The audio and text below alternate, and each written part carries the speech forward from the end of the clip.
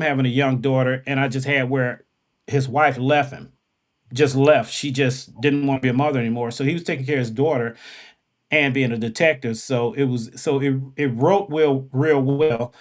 I put places in the book like I lived in Maryland, in Annapolis, Maryland. So the detectives went back to Maryland. So I always pulled things. I was in the military. I was in special ops in the military. So I've been a lot of places. So I would pull those places into the book and keep it real because I'd actually been there. You an author also has to learn to remember how you can't have a character from New York talk the same way as a character from Chicago. Thank you. and Thank and you.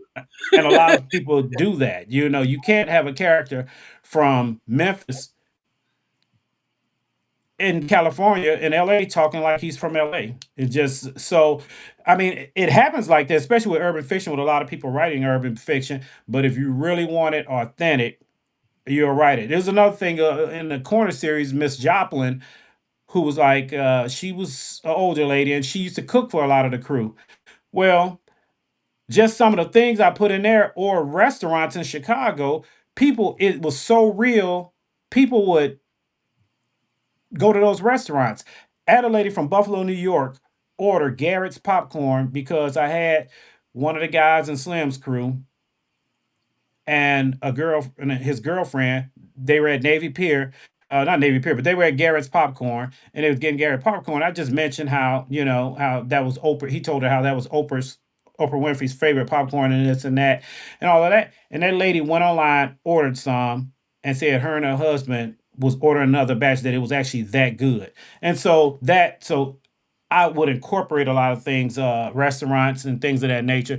And people would go to those places and try it out because the way I described it and how, like some restaurants, how romantic, how the guy and the girl was. And he may have been from the hood, a drug dealer, but they were really nice dudes, good dudes. And so people would like to try those places just because of the way I describe things. Well, that is true because I have read authors that are from here, from my home state of South Carolina. And then I did read this author named Latren. And she is like around the way, like literally around my area. Hmm. And to read her book, it was awesome to be like, Acme, I remember that club when I was little, sneaking in there. Visions, oh, I remember that club. Oh, I remember that hangout spot.